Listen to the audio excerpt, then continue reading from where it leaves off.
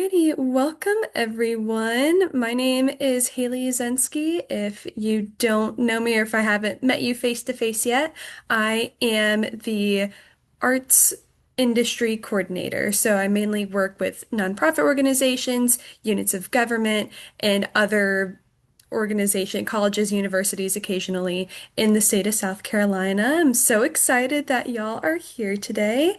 Today we're going to talk about engaging rural communities in the arts and how we as arts providers, whether you're an administrator, board member, artist, teacher, the list goes on, can engage with these people in various ways. So we're going to open up the floor to the audience towards the end of this segment for you to ask questions. But if something comes up as we're talking, feel free to drop it in the Zoom chat as we go. We might be able to get to some, we might be able to get to all of them, which is the goal. And joining us today is our guest speaker, Executive Director of the Lancaster County Council of the Arts, Eric Grace. Here's a little bio about him. A Lancaster County native growing up in the small then rural community of Indian Land, Eric brings a lifelong passion for the arts to his role, drawing on background in creative strategy, education, and music ministry to shape a more vibrant and inclusive future for the arts in Lancaster County. He attended Mercer University in Macon, Georgia for undergraduate work, and he received his master's degree from the University of South Carolina. He also holds a nonprofit professional certification from the Nonprofit Leadership Alliance, and Eric has spent his time in the advertising and public relations industry, healthcare, education, and the nonprofit sector. As the executive director of the LCCA, Eric leads the organization's mission to enrich the quality of life in Lancaster County through arts, culture, education, and community engagement. Under his leadership, the LCCA has expanded arts access across the county through public art initiatives, arts integration in schools through a Kennedy Center partnership, and forming partnerships with other community nonprofits and corporations that connect creativity to economic vitality and community pride. So, welcome, Eric. Could you share a little bit more about your background and the background of the LCCA? Absolutely. Thank you, Haley. I didn't realize when I wrote that out, it seemed so short on the screen, and it's like, wow, that was a lot. Sorry about that. No, Uh, happy to but say. yeah. But you definitely gave a great introduction, not just of my background, but of the LCCA and our mission statement that you sort of talked about there about enriching the quality of life and how we do that. So we have been around for almost 50 years now. I think in 2 years we'll be celebrating our 50th anniversary, which is wonderful. And we have certainly grown tremendously in those almost 50 years. We do serve the entire county from Indian Land down to Kershaw, East Springs area. So we really see the arts as a bridge that connects our rural and more urban communities, and really our local heritage and that kind of thing. Everything we do, from our youth programs that we do in the schools, we just started a new pilot arts integration program this year at a local elementary school that is supported by the Arts Commission. But everything we do from those youth programs to public art projects is really about making art accessible and available to everyone and relevant to everyone. So we really try to tailor what we do to the very diverse communities we serve because we're in a pretty big county with a big spread of demographic throughout the county. So yeah, there we go. Yeah, awesome. Yeah, thank you for sharing that. I'm super Yeah, excited to hear about the new arts integration program that y'all are doing. right. If y'all weren't here before we started this, I actually grew up in Lancaster County and I'm from Indian Land as well, so I'm a little familiar with what the LCCA does. And speaking of programming, I know that y'all have received our Art of Community grant in the past for some garden sculptures on the Lindsay Pettis Greenway, which is Hmm. in Lancaster, for the Plain Air Arts Festival. And I was curious what some of like the planning process looked like for you guys and how you involved the community in that project. Yeah, absolutely. I think those two projects together really do capture the art of community model that you guys are trying to do with that grant program. And so for the Greenway sculptures, they were sort of an extension of a program we had already envisioned for public art on the Greenway, where when the Greenway was founded just before COVID and started construction, they came to us and said, will you be our public art partners, exclusive partners for the Greenway? And so we're very happy to have that partnership. So really, those were part of a much larger project, the sculptures and the plein air festival, where we had already implemented some public art on the Greenway as far as paintings, murals, things like that. Our first mural was in 2020. It opened during COVID. And that first mural we did with them was by artist Amiri Ferris from Bluffton, South Carolina, who has just grown tremendously as well in notoriety since then. He was wonderful to work with. So for those Greenway sculptures particularly, we really wanted to see something that reflected both nature and creativity. Obviously, in the space we're in, it's all about creative placemaking. So we worked with a local artist, Sydney Henson Buka, who used to be one of our art teachers in our school district, and then she went out on her own and opened a studio. She's a wonderful artist, both in 2D art as well as metal sculpture work. And her husband also helps with the fabrications as well. So we worked with her to design those pollinator garden sculptures because there's a section on the Greenway that is a pollinator garden. And there's already some signage about that, education signage and things like that. But we were able to add to that with these sculptures. So she designed three column sculptures for us to go in that area that just are beautiful. And they were created with community input, specifically from some of the folks with the Greenway that had really started the pollinator garden and keep that going because they really knew what the pollinators were that were local native species. So they helped us know what to include on those sculptures. And so those were permanently installed there along the trail at the pollinator garden.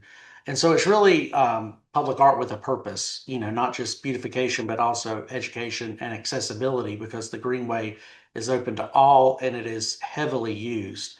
Um, and then the Plein Air Festival was a great tie-in to that to allow us not just to unveil Sydney's wonderful sculptures, but to really get even more people involved and out active on the Greenway. Again, a free place for everyone in the community.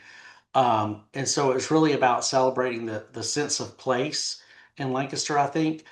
So with the plein air, we brought in we had a lot of local artists, we had some regional artists that really came in and painted the landscapes of the Greenway over a weekend. Had some special demonstrations and classes and things like that for the artist in plein air painting. And then we also this past year, which was our second plein air festival that we've had, we brought in a specialist in gosh urban sketching. I almost forgot that term, urban sketching. So one day we had our artists on the Greenway, and then the next day they came to the Springs House here in downtown Lancaster and had a short class about urban sketching, and then were sent out across town to urban sketch different parts of the city and all came back together after that and they were just wonderful. So really I think the grant process really was so collaborative for us because we worked, writing and budgeting with the city, with the county, and with the Greenway. Of course, with the support of the Arts Commission. So it's really just been a great example, I think, of how all these different people, arts, government, community partners can all come together and execute a really awesome program that's well rounded, something for everybody, really. Yeah, that's amazing to hear, and all the growth that has happened in Lancaster. It's as you mentioned, it's a very large county. There's been a lot of people that have moved to the area. I know that it's also, it's pretty close to Charlotte, so you have people that are ranging from working in finance, tech jobs. As you mentioned, you partnered with one of the teachers from the local school district for some of these projects. And then there's also very rural areas, people that have family farms and family property that they are mainly looking after. And we actually got a question in registration about what activating those communities in like different pockets of the county looks like, and how you and your staff at the LCCA make accessibility, whether in space or transportation, different ways available to different communities. Yeah, I mean, you hit on a good point there that we talked about earlier about how diverse our county is, and we do serve all of the county. So, we have the suburban areas, growing suburban areas like Indian Land that border Charlotte. We're seeing a lot of that starting to push down slowly towards Lancaster, which is a great thing for Lancaster. But then we have a very rural community still like Kershaw and Heath Springs. So I think that, we have to tailor what we do for each of those populations as best we can. And obviously, that can be very difficult a lot of times. But for example, we have our Summer Arts and Sciences program that's been going on. I think this coming year will be our 30th year of hosting Arts and Sciences Camp in Lancaster County. And so, of course, that's grown over those 30 years. But what we do now that we've been doing for as long as I can remember, at least, is we have four locations for that camp. So we make sure to offer that in each one of those locations across the county, same content, that kind of thing. So we make sure to make that available to as many people as possible across the county. And then with that arts education pilot program I talked about being at Kershaw Elementary in one of our more rural areas, it's really helping bring the arts directly into those classrooms in what is a Title I school, where in general, a more rural community might like that might not have the same access and opportunities. To see art and be involved in art and really know what's available. Um, so yeah, and I don't know if there's a better way I can answer that or more details I can offer, but I'm glad to if you have another question. Yeah, I mean, that is a really great way just to start it off. There's a lot of different ways, and that's a good way to incorporate different generations in the programming as well, like catering to the Right, younger kids right, through the school programs, and then also focusing on the more located areas. right. And I think Um, you mentioned transportation, maybe I think too. So yeah, yes. yeah, that is one of the uh, to us that's been one of the difficulties I think in generating attendance on occasion and really making sure we're doing as much as possible for accessibility. Because I think not just transportation is a big one, but also communication and how you do that, how you reach those people. And being in a county that's so spread out, that can be very difficult. Not everyone sees stuff online. If they don't follow our page specifically, that might not populate on their timeline on social media. And then, of course, some people just don't have the ability to travel, depending on what part of the county you're in or what socioeconomic, place they might be at. And so um, we try to do all we can to overcome those barriers. Interestingly enough, I will say, as far as the communication barrier, that when you have a growing urban area like Indian Land that still predominantly focuses on the Charlotte region, it can be even more difficult because that's not, despite the size, it is not an incorporated area, so there's no town center. There's nowhere to get information to people easily. There's no newspaper there, and sadly enough, our following on social media is bigger than the subscriber base of the Lancaster News. So, um, so you try to figure out what's the best balance there. So that's why we make it a point to try to do things in our programming in parks and schools and neighborhood centers and things like that to meet people where they are instead of expecting them to come to us, I think. And one of the new things I'm planning to start doing in the new year, and I actually got this idea from someone I saw was on the call, Melanie over at York County Arts Council. We've been friends for a long time, and I was talking to her about a month ago, I guess, and she mentioned about going into places in communities and having an office day.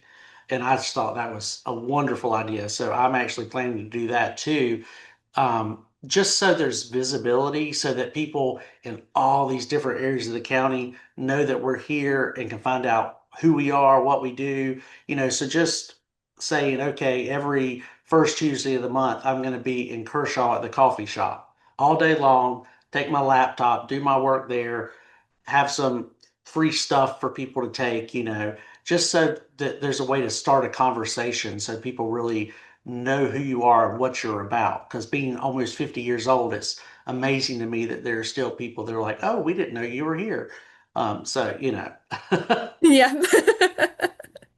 Yes, absolutely. And building that relationship with the community, building trust too, making sure that you're there to provide arts experiences for them, and meeting them where they are, especially like in the parks, places that they're already going to be, is a really great way to start that initial connection. I think that the office ideas are great and just, having a free place that again anyone could go to, maybe even by happen chance run into you and have a really great conversation about the arts Right. and get that conversation and that connection to bloom from there.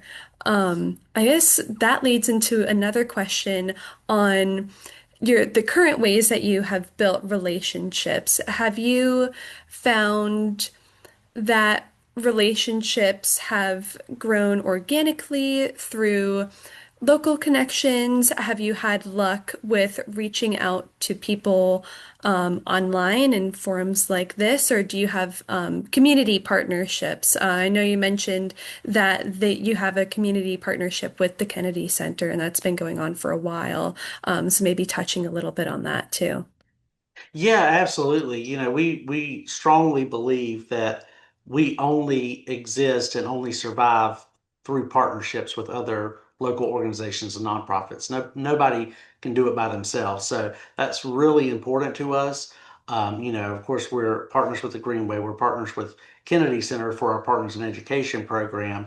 But we also, I think it does really happen organically a lot of times that, we happen to have friendships outside of work with folks from other organizations. So, we have Promise Neighborhood here in Lancaster that we partner with for Arts and Sciences Camp and things like that, offering scholarships to them. And, we have a great partnership with the Native American Study Center and with the History Commission that runs the History Museum and with the Historic Preservation Society that runs the Cultural Arts Center here. So, all those partnerships, it really allows us to find ways to plug in not just to their work so that we can combine our efforts, but also to plug in to audiences that they have that might not be our audience. So it really grows what we're able to do and the people we're able to, involve in the programs that we're doing in the community. So that's always, a great thing because I think our biggest challenge is the fact that a lot of times when people might see things that we put out about events or anything like that, that they might say, oh, well, the arts aren't really for me. It's sort of I don't know, a higher level thing. Like, oh, that's, not something that I could be involved in. So really it's trying to turn that mindset to instead of the arts to our arts. Like these are things that we are doing within our community and for our community for really engaging people wherever they are. Trying to get the mindset switch from the arts to our arts. Yes, absolutely. That's something that I think I've noticed in like my own experience. That's also something that came up a lot in the question segment of our registration is that disconnect maybe between the public and the arts and how to break down those barriers a little bit, whether it's through programming or partnerships or deeper, more meaningful connections. So, what are some ways that you have seen success in breaking that wall down a little bit? I mean, I really do think that it's about involving all the different partners in the community, and we try to start, whether we're doing a program or event or thinking of an exhibit that we'll do in the gallery, is start by asking what stories and spaces and experiences are going to be important to the people that we're trying to serve. And so, that's why we've learned like things like the Plein Air Festival, that's all about the landscapes and the small town and that kind of thing. And our Icons and Visionary series that we just wrapped up I guess about 3 or 4 months ago now. That was a major grant with the Humanities Council, where we did lots and lots, months of research with a whole advisory committee of local historians and art historians and things like that to really dig into the past of Lancaster's cultural history and discover local artists and educators that really shaped that. And that was such a tremendously popular exhibit. I would say one of the most popular we've ever had because, local folks hear about it and see it. And we had pop ups, we had 6 pop up exhibits all across the county that rotated for 2 months. A lot of them were interactive. And, it's just amazing to see people see those kind of things and realize that, wow, all of these artists that have gone way beyond the borders of Lancaster County in the past all came from here, you know. Um, so that was hugely successful because I think people really want to I think that offers people a connection, so that they can start having that mindset of, oh, this is our community. These are the things that we've accomplished and the things that people in our community have given to the arts across the country or across the world, that kind of thing. So it makes it more personal. Yeah, absolutely. And speaking of personal, you mentioned that you're working on an installation downstairs at the We moment, are. getting ready for a new exhibit. If you'd like to talk a little bit about that and the Yeah. background of that as well. Yeah, we've been working with local poets for several years now. We do have a literary festival that will be in our 3rd year next spring. But even before that, we've been working with local poets on ekphrastic exhibits. And we do those every other year here in the gallery. And because we have a really large community of poets here in Lancaster County and in the smaller region around us. So that's been a really successful partnership. We have a lot of support from those folks all year long, but they love to do this exhibit. And really, what we do is and the poets do most of the work themselves, which is wonderful. We just get the exhibit when they're finished with it and display it. Um, so they pair themselves with other artists, local art, visual artists, for the ekphrastic exhibit. So the poet and the visual artist work together in combination for that, which is great. It's just a really cool experience to see that. And then we're also, for the first time downstairs, in conjunction with that, just because of space and that kind of thing, we are doing our first small works auction.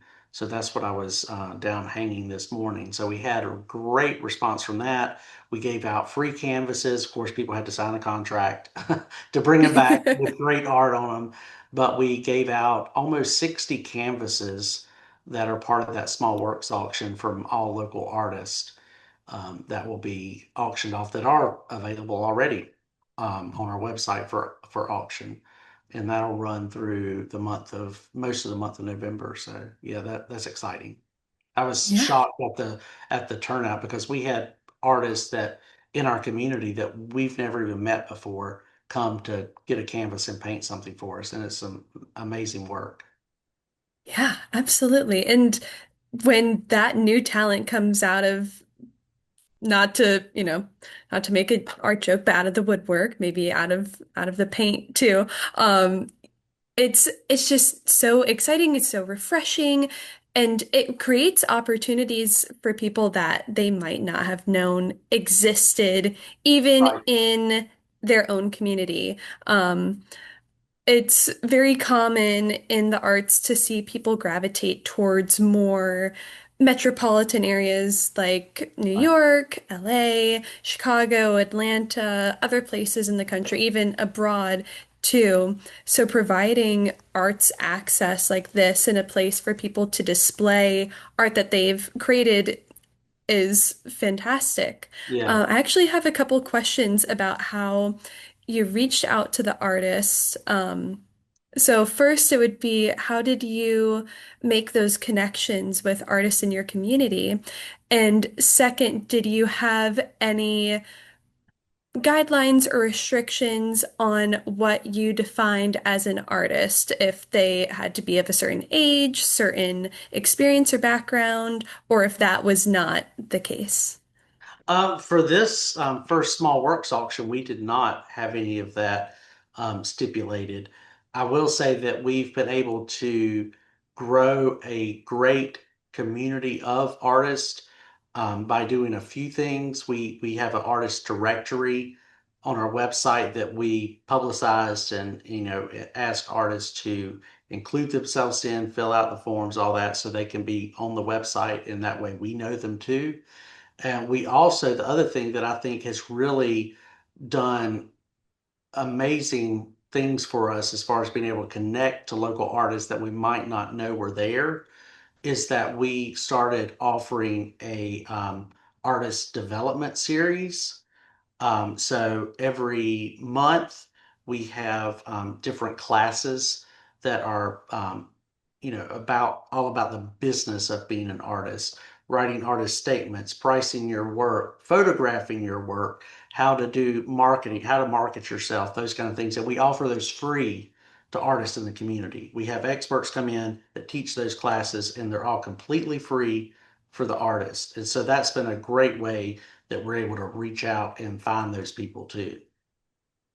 That is fantastic. I didn't even know that that was a program that y'all provided. That's Yeah, we just fantastic. started that this year. We started it back in the spring, I think, and it's been wonderful. We've had great attendance, a lot of engagement, and really, I think out of that too, another thing that we haven't talked about before, Haley, is the fact that one of our sort of other adjacent organizations we've always, for many, many, many years, served as a fiscal agent for is the Lancaster Art League, which really the Arts Council grew out of back in the 70s. And so that is has still been on the books. It sort of phased out because it sort of just died off with population with the people that were sort of running that. And really because of this new artist development series that we've done, it's allowed more local artists to really connect with one another and network. And we're seeing now for the past couple months that they're starting to come together on a regular basis outside of what we're offering and are really starting to build that art league back up and actually make it a functioning organization to support themselves and each other in the community as well. Wow, that is amazing. And that actually ties into another question Yeah. that I have. So, arts need support. You can't just, make paint out of thin air, create lighting from, I mean, you can create lighting from some things, but if you're looking for a professional grade, professional grade supplies and a space to display those things, you have to be able to support yourself. So that Arts League is fantastic. And also the LCCA as a space provider and as an educator in some sorts is helping to build up that entrepreneurial community spirit. And again, going back to how much Lancaster County has grown over the past 5 to 10 years, there's a lot of things that people are looking to do locally, and that naturally brings more economic vitality to the area. So, how have you been able to connect with the community to show how the arts are worthwhile and generate economic benefits?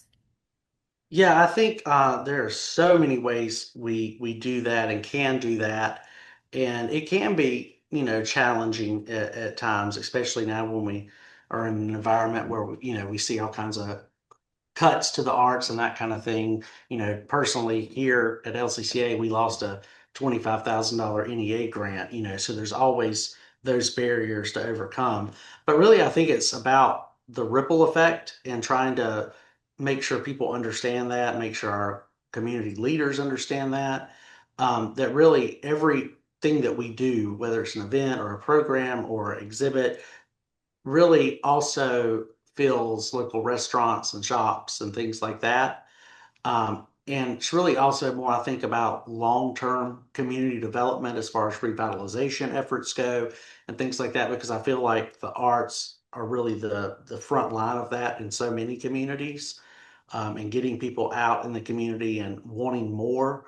So I think that, from our public art, I think brings a lot of pride and tourism, a lot of local pride. With our public art, we try to not only focus on the accessibility and education efforts like the Greenway pollinator sculptures, but also on local cultural heritage that really helps people connect to that public art. Like our very last phase of this very, very long project that we've been doing that included the pollinator sculptures is installing 50 art columns along the expanse of the entire greenway. And all of those are designs from the local Springs industries. So we've partnered with the Springs Industry Archive of fabric designs that they had from years and years and years, 100 years or more, 125 years, I think, and brought those designs into a catalog we created so that artists across a 9-state region are submitting work. They're taking those designs as inspiration and designing these art columns. So those again connect to the local history and get people out and interested and they feel invested in it. Um, and so I think that really pays off, not just economically, but obviously about how people feel about where they live and feel about the investment the arts are making in the community. Just last year in our annual report, we try to give a lot of infographics and numbers and things like that when we do that, that's available to the public. And I think just last year we invested over $220,000 in grant making efforts in public art and things like all the things we do in the community. So making sure people understand that and really can feel a personal connection to that, I think, where they are. Yeah, absolutely. And seeing that return in your own community makes an impact of like, okay, this organization is here for us. We have a place to have our voices to be heard, to display our art, to connect with our neighbors, whether they live 2 seconds down the street or Right. 45 minutes away. Yeah, that is absolutely amazing. I'm also curious about the Springs Industry Partnership. How did that come to fruition? Um, it was just really an idea we had. We knew that we wanted, we started thinking about what all this project was going to entail.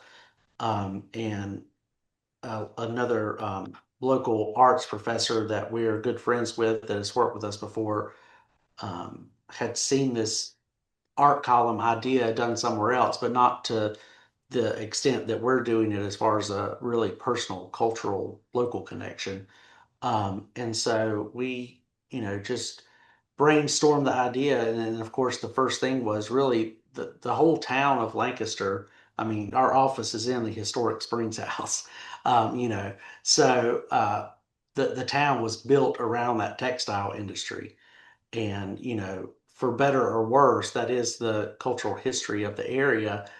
But there is a lot of interest in that. So it's like, oh, well, we know they have this archive that's available to the public.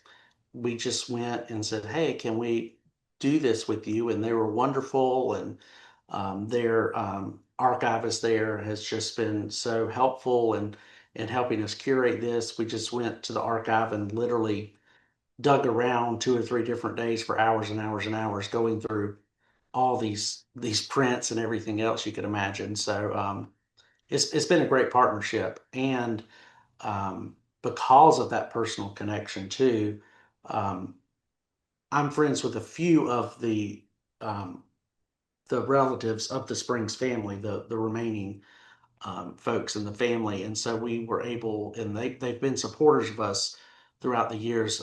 Several of the siblings left in the family. And so when we got that program off the ground as far as sending that out to artists, we contacted the family and let them know what we were doing. Some of them already knew that are more involved with the archive, but a lot of them weren't, didn't know about it. Let them know what we were doing, let them know about funding cuts that we had faced. And the family members altogether made up the loss of funding for us. So that was, incredible. Wow. Yeah, after especially as you mentioned the NEA losing the NEA Right. grant, that Because that is grant was for that, yeah, was for that program, yeah. yeah, that is super impactful of having like the family support too. It shows that they're invested not Right, only in the community but also in preserving and displaying right, the textiles that they've made in the past. And they right. really are some beautiful things if you ever have the chance to look at for our attendees. If you're not familiar with the Springs industry, their textile makers, highly recommend looking at some of their fabrics, their prints from the past. They're really, really beautiful. And I just, yeah, I get sentimental when I think about it because I grew up in the But that's amazing. Yeah, I'm so glad they were able to provide that support and back up this project. That is yeah. absolutely fantastic. And Um, with that support, I think given the name recognition of the family, it makes it easier for us to go to our local officials, local government, city and county, and ask for additional funding that we need to match those dollars, like we would have been doing with the NEA grant, um, to really finish out the project. Yeah. Yeah, absolutely. And on that note, what does advocacy in the arts look like for you and your community? Can you give me a little more detail about? Sure. Like when you are talking about your projects that you have coming up or projects that you've done in the past to either local or state representatives or senators, what are some ways that you have been able to Hmm. connect with them?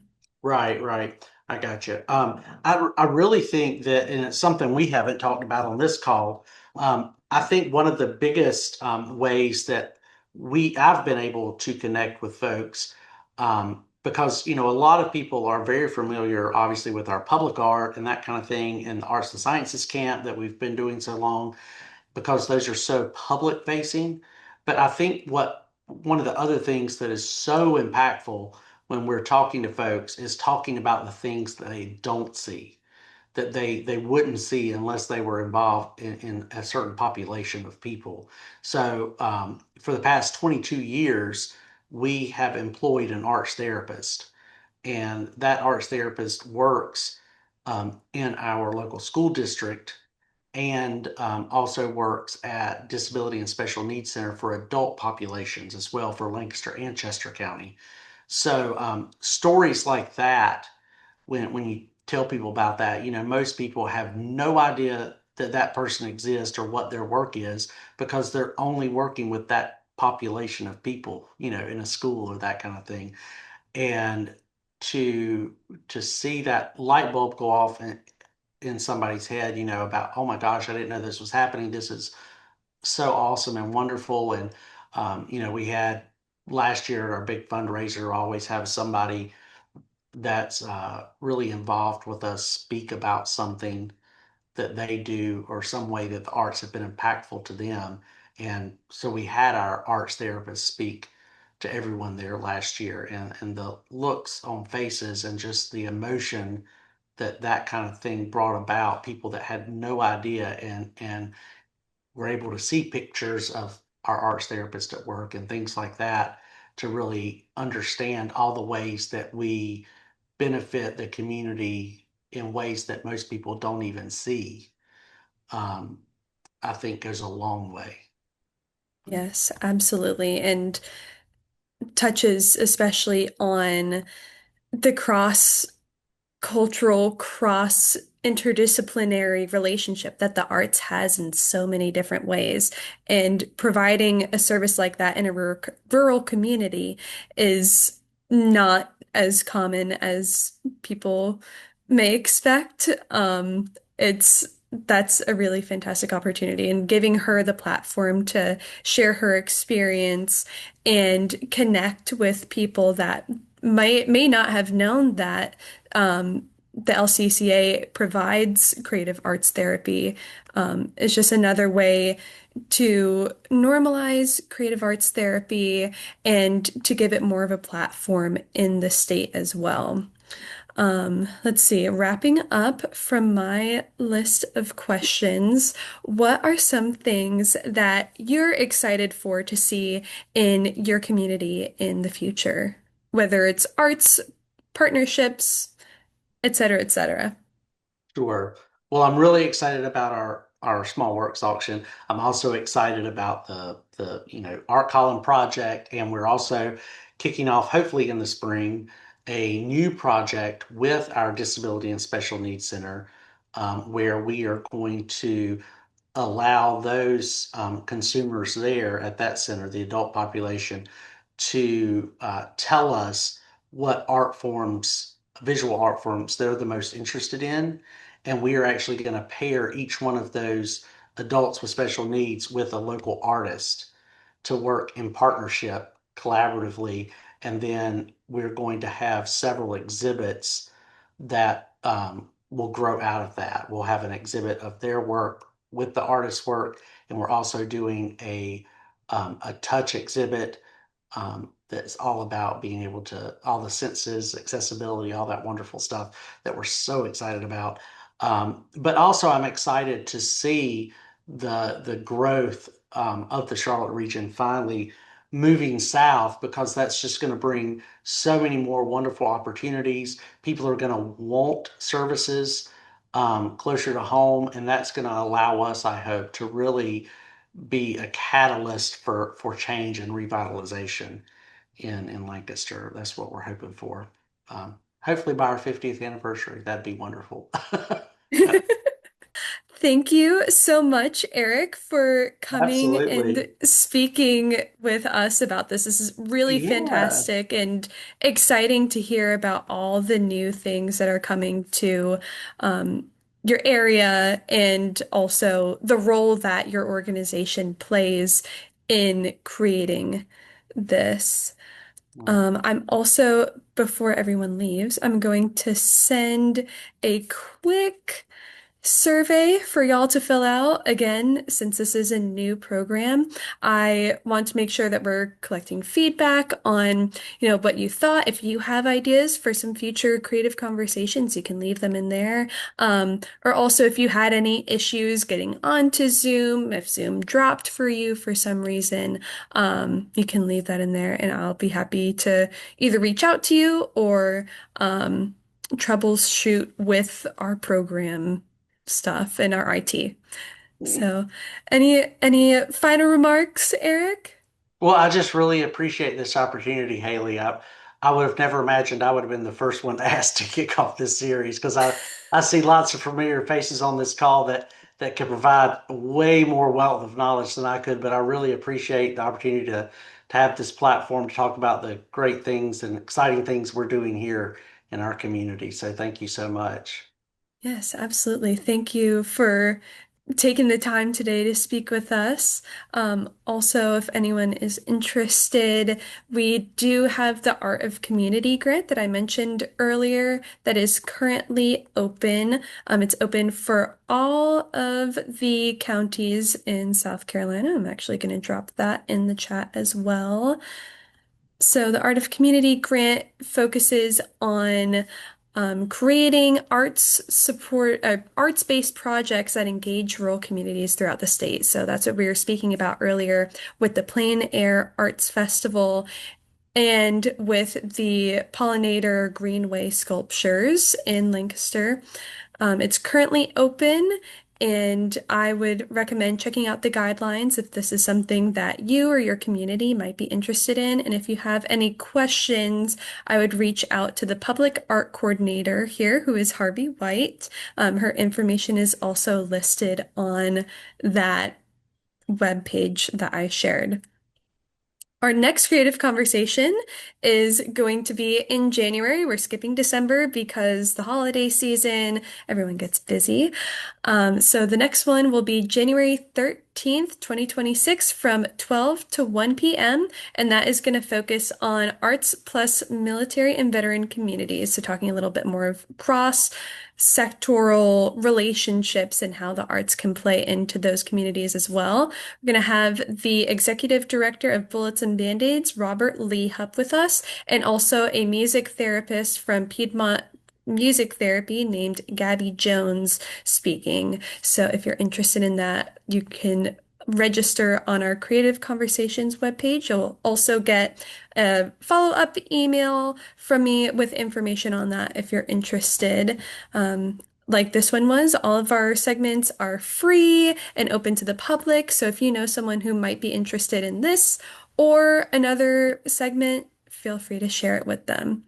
Thank you so much for coming. And Eric, thanks again for speaking with us. I hope y'all have a Absolutely. great day. All right. Bye, y'all.